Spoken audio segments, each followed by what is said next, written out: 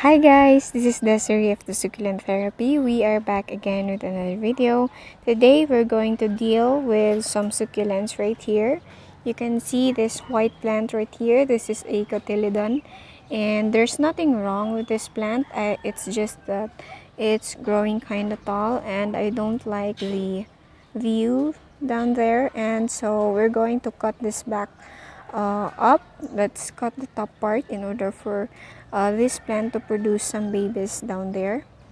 And we're gonna talk about some of the things that we should do or be reminded of when we are beheading succulents. So this is a crassula. It's growing kind of wild.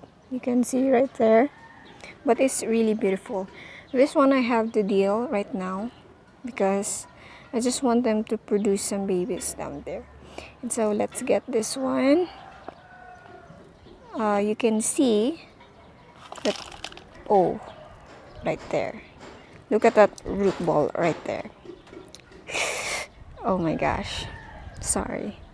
I have to put it right here. Wait.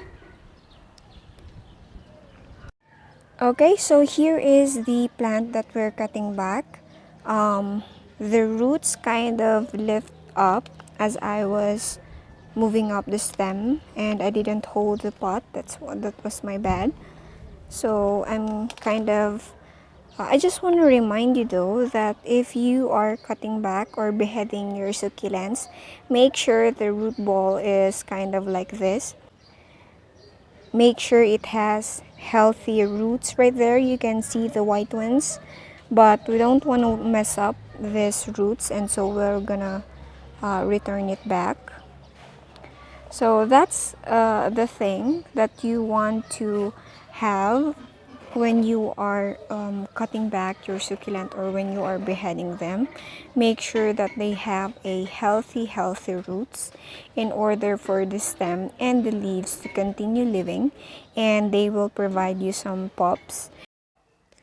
So when, for example, you just got your plant fresh from the box and you are tempted to cut them or to behead them, don't do that, because the chances are both of them will not survive because they are really dehydrated, and so you want to plant them first or leave them on that pot for at least 3 months before you try to behead your succulent.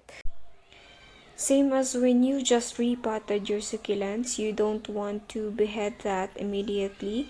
So give them time to at least give new roots for at least 1 to 2 months before you behead them.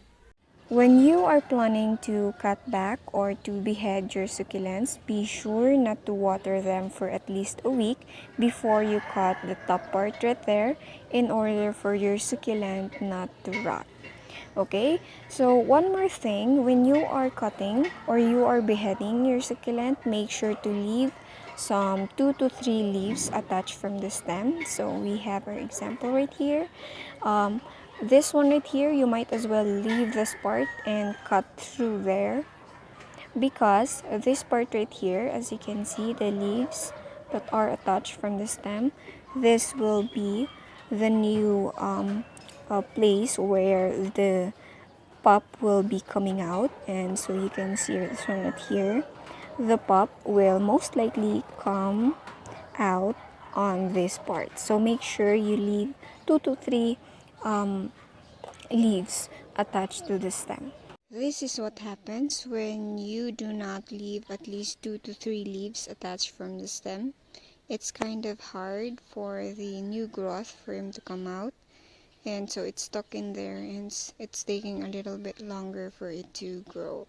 So it is really important to leave 2 to 3 leaves attached from the stem. Okay, so we'll cut it back just below the leaves right here. I have to make sure that you see it. So I have to go like this. You want to cut just a little further from the leaf above. So you have to do that. Oh, it's going up. Okay. Okay, so this is the top part of the succulent that we just cut. you can't really see this when it's doing like that, and the beauty is in here. You can see that thick farina right there and some new growth. That's really a good sign. So I am planning to air dry this one for about a day, but for the purpose of demonstration, we're gonna plant it on this dry soil right there. And you might have observed that the pot is a little small for the plant, and that is really the goal here. So if this one produces some roots, it will be enough to cover the whole pot up.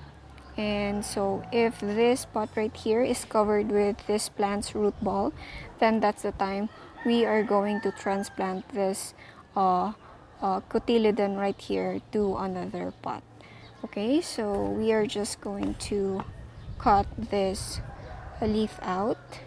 You want to cut it back, so you can just gently pull it just like that,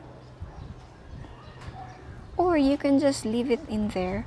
But I would like to form a nice roots on the stem, so I'm removing it up. Okay, yeah, I'll go ahead and remove the two, and that one is okay. Yes, as long as you don't water your cutted or your cuttings for at least 2 weeks. You're giving them time to produce some roots before you water them for them not to rot. Okay, so we have our pot right there. And so the reason that I used small pots is to decrease the chances of overwatering. So if I'll water, then it will not be overwatered because it is a small pot. The water can just run through, and the moisture will be in a small amount because this pot is small, if that makes sense. And you do want to add some top dressings right there. Actually, some of the top dressings like the lava rock can trap the humid inside, especially when you are planting some cuttings. You can use some lava rocks in order to trap the moist or the humid down on the roots in order for the plant to produce some roots faster. Okay, so that's the purpose of the lava rock or some top dressings that you see. They are not only decorative, but they can be also helpful to your plant. Okay, so I'm gonna put something on it later on. And so that's what we have accomplished right now. Well, some of the instances where you want to behead your succulents up is when you are dealing with this situation like this. You can see this lower part right here, it has a lot of babies, and I did the same thing right here. So you can see that beheaded part right here, this is the situation back then, and so I removed the top part right there. You can see this one right here, and it kind of make way or give some room for the lower part to grow a little faster. Okay, so if you are beheading, maybe the reason will be propagation, or you just want to fix your succulent just like this right here. Well, I'm not ready to cut the top part right there because my goal is to let this grow a little wild, because this cotyledon is really beautiful when they are clumped, and so I'm going with that. I really want that situation right there. And so let's have this plant right here. This is a Crassula thumb stump, and we are going to cut some of the parts right now. So as you can see, no, I might not have the courage to cut this one up just now, but I might do. So I'll have to check the soil first. Yep, it's dry, but it's kind of beautiful. I don't want to ruin it. Yeah, I'll just leave it like that. Okay. So, when you are tempted to just behead your succulent, just as I am right now, think of the possibilities of the things like when they are going to grow a little wild and they will be beautiful. It's just you can see those ones right there. They are really calm, and if you are achieving with that kind of look, you can leave your plant to grow wild a little bit.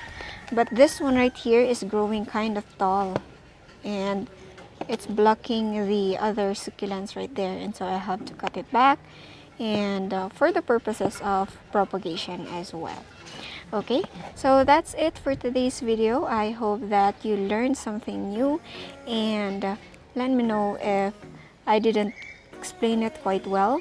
Please subscribe to my YouTube channel and click that like button if you like this video, and ring that notification bell for you to be updated on my next video. That's it for today's video. I hope that you are doing well, and see you in the next one. Bye-bye.